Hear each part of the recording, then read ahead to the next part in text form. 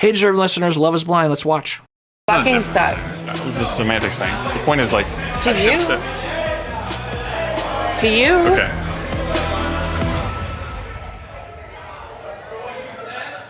The point is, I should have told you those things. I should have told you the facts of the situation. Okay, that's good.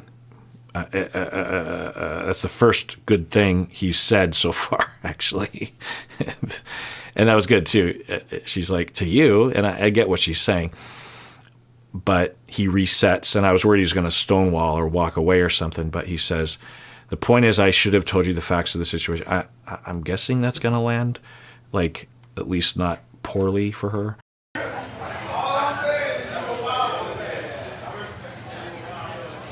Yeah. I'm so sorry. We could have done this like I should have an done it. hour ago. I should have. Okay, that's good. They've turned a corner. She, as he's saying this to her, she could have, laid into him more. I'm sure there were a lot of bullet points that she wanted, people usually do, but she just agrees. She's like, yeah, we could have, if you would have just told me this from the beginning, then we'd be fine. Yeah, and I tend to believe that. There's more conversation I would hope that they would have. He has some issue about something.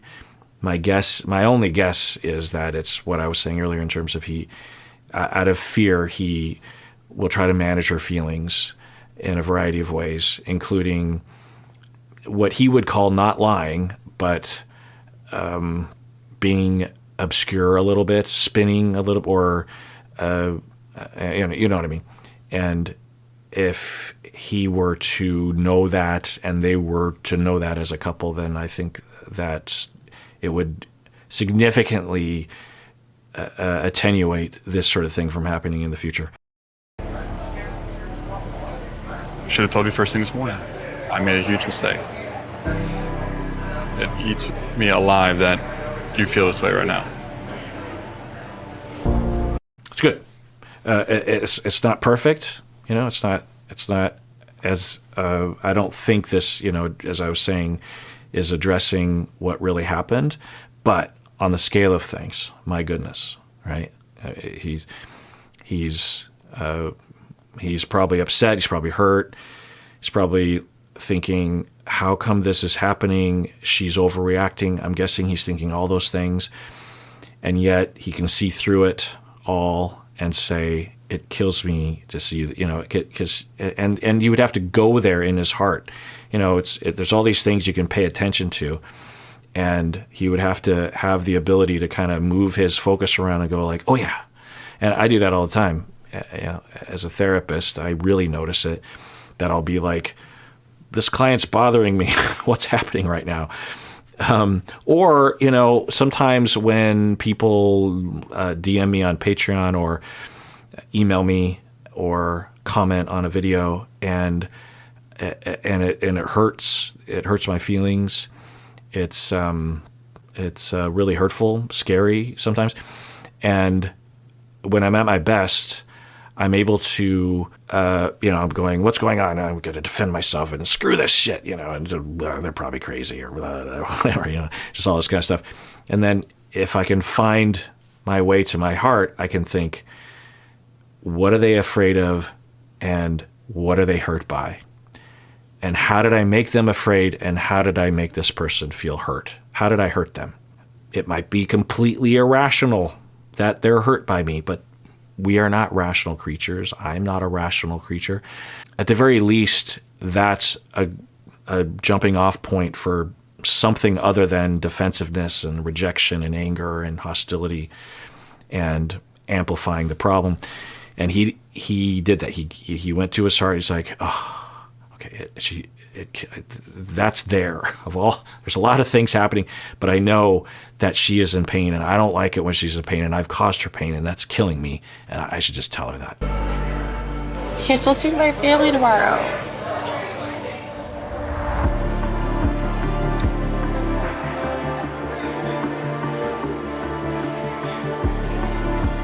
I told you how I need to be 200% for you to like be my family. And now I'm not 200%. I fucked up, and I'm very, very sorry.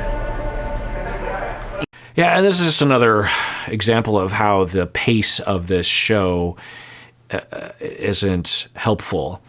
If they had a regular pace of getting engaged and the wedding and stuff, then they could easily say, well, we're meeting my family tomorrow, but it's not make or break. There'll be other meetings with my family before we get married.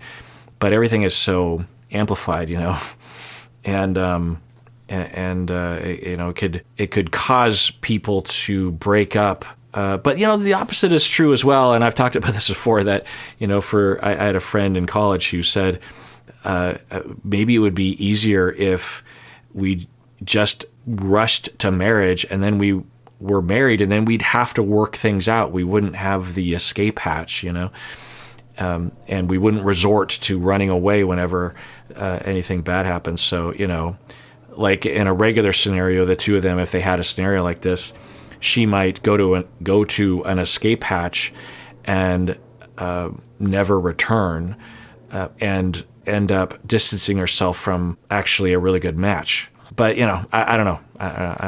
My impulse is to just wish that they just had more time. You had to be 200% to your father. If you do what you probably really feel like you want to do and, like, say, we're not going on a flight tomorrow. Like, if we don't go see my parents tomorrow, like, we're not doing any of this. I know that. It's just too many red flags, like, honestly.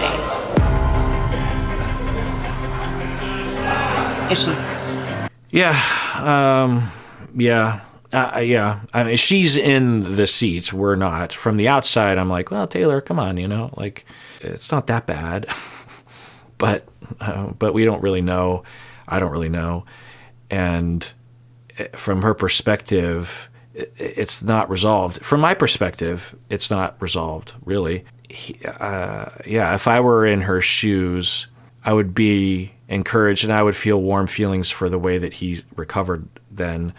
But I would still have, so I guess even from the outside, I have major questions as to if he has already lied and spun things out of fear, and if he'll do it again and do it with something that has much more consequence, you know?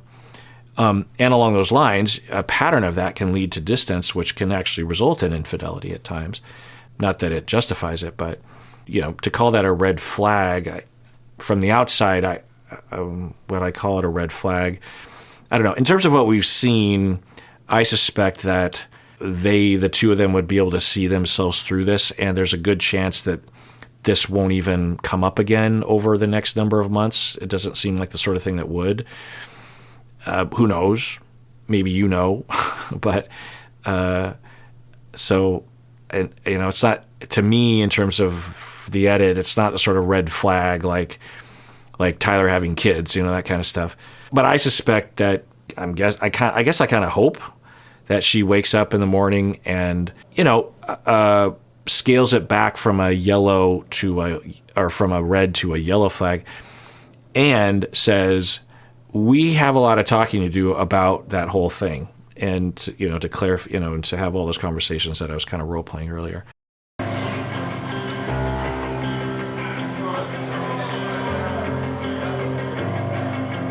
It's just too much in, like, too little time. You're talking about the wedding now.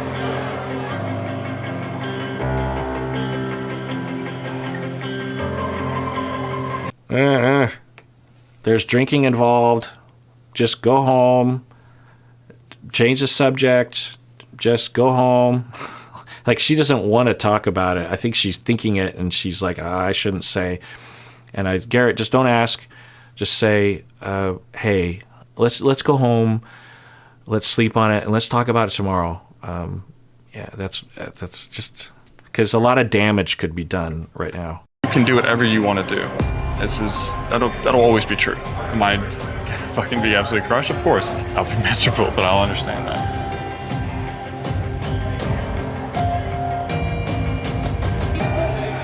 It's just really weird. It doesn't really make sense to me. Okay, that's encouraging. That was her original thing when she walked away with Ashley. She's like, it's just weird. I don't get it. What's happening? Why would he do that? And that's evidence that in her mind, she's like, I don't think he wants to cheat. I don't think he's cheating on me. So why would he do that? That's weird. Why would he lie about that? It doesn't make any sense. Geez, and then when I say that out loud, when I'm thinking that, why would they lie about that? It doesn't make any sense. Often that does point to a pattern when people will lie about things that don't make a lot of sense. I don't know. Yeah.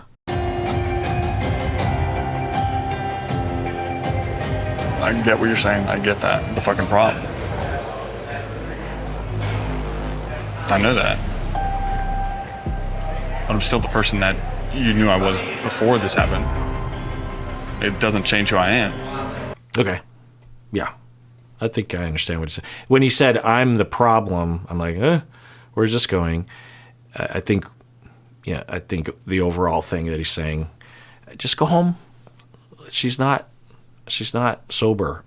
You might not be sober. Plus, a little break can do a lot. Our bodies are flooded with all sorts of chemicals and experiences and reactions that cause a fight or flight, freeze, appease, or faint, or what I say? Fight, flight, freeze, appease. Sometimes they go fawn instead of appease, right? Because it's the letter F. So fight, flight, freeze, fawn, or faint.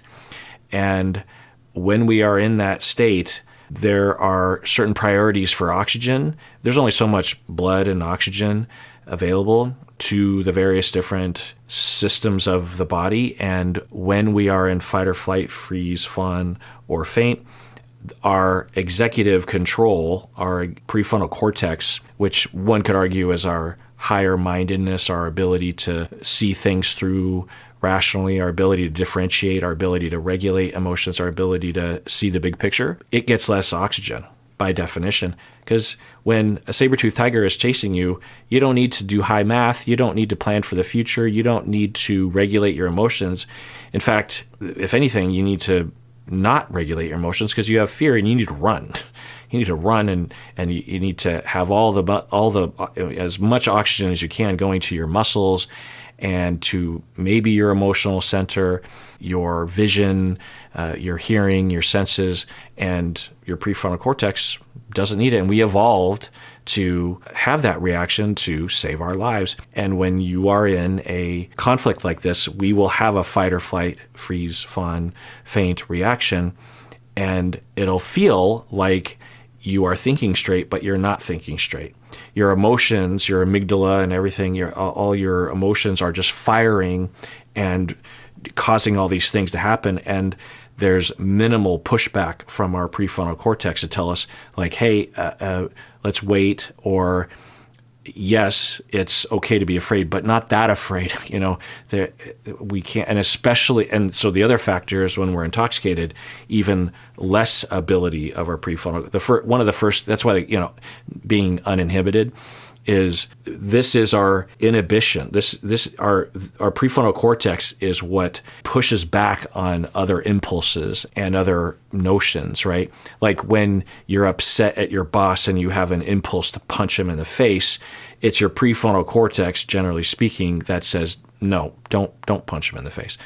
And it requires a lot of neuronal function to function correctly. And when we are intoxicated, there's a suppression of the signals, which can really throw a wrench in a variety of different functions that give us the ability to see things straight, to feel things straight, to plan straight, to act straight, to say straight. And that's why they just need to go home and go to bed.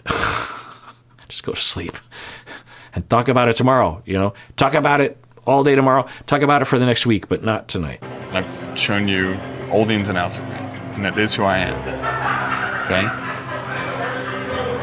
This thing does not define me. I'm pissed.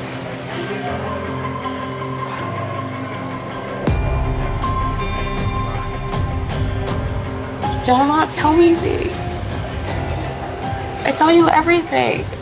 So it's good. Yeah. On the scale of things, it's going really well. She's regulated. She's she's continuing. This is what's happening for her, and she's like, "Don't not tell me things." And this is vulnerability, and she's crying. That's good. And she's like, "I tell you everything," and she's not saying, "Don't lie to me." right? Don't gaslight me. She's not saying that. She's just saying, don't not tell me things. It's another thing to think about when you're having a tense conversation is there's a lot of ways to say something, and some of them are going to be received well, and some of them are not. It's not lying to say, it's not obscuring the truth for her to say, don't not tell me things, right? Like, because I'll be talking with people and they'll say something in the moment, or they'll be telling me, and then I said, stop lying to me or something. And if it was a situation like this, I would say, so let's brainstorm other phrases that you could have said in that moment. Not to say that you should have said something else, but let's have a Rolodex of options, because some people just don't, or they have a problem with even that very notion. They'll be like, well, but he was lying to me, so what am I supposed? So I'm just supposed to like let him do that? I'm not going to let him lie to me, so I'm going to call it out. I'll be like, yeah. Totally. If that's how you want to play it, you're not wrong, but let's just brainstorm other ways that you could have said it, and don't not lie to me is a perfect thing. Don't not tell me things. It's a very different phrase than don't lie to me, and much more likely for him to understand, because he will defend himself in all likelihood about lying. I think he thinks he hasn't lied. And, I guess it is to some extent semantics, but he, I think, would agree that he did not tell her something. And so she's like, don't not tell me things. So things are, I can be relieved by that. And that's hard for me. I know you're sorry. I'm just like incredibly exhausted and confused. I'd like to go. Yeah, good. Go. You should have got home a long time ago. Yeah. So go home. Don't talk about it. Sleep. Wake up. Talk about it then. I mean, they're under a little bit of a time crunch because they're planning on getting on a plane tomorrow to travel to her family. So, but I'm guessing if they sleep on it, they'll be like, well, let's go, and then we'll talk about it on the way or something. All right, well, I will find out next time I sit down to watch the show, because it's midnight, and I feel energetic, though, but it doesn't seem healthy to watch super late at night, so I'm talking out loud. Wow, exciting stuff. I'm realizing now that the next episode could be more of the party, because I feel like because we didn't see Brittany and Leo show up, and but maybe that's the end of the party. Maybe that was all the drama worth including in the edit. I don't know. I'll find out, and you already know, probably. And thanks for watching this channel after hours. Up all night. Who remembers that? And sometimes I say this in the outro, that it's really a special thing that we've built a community around these topics and this show and other things, and people are super cool to each other in the comment section, and we do the live Q&As and all that, just all the stuff, and sometimes I just want, we're coming up on Thanksgiving, and I just want to be grateful for you, for us, for this, and for the show. I want to be grateful for the show. I want to be grateful. I want to express gratitude for the cast members for doing this kind of stuff. Because if they didn't, then we wouldn't be here. And everyone out there, please take care of yourself, because you deserve it. You really, really do.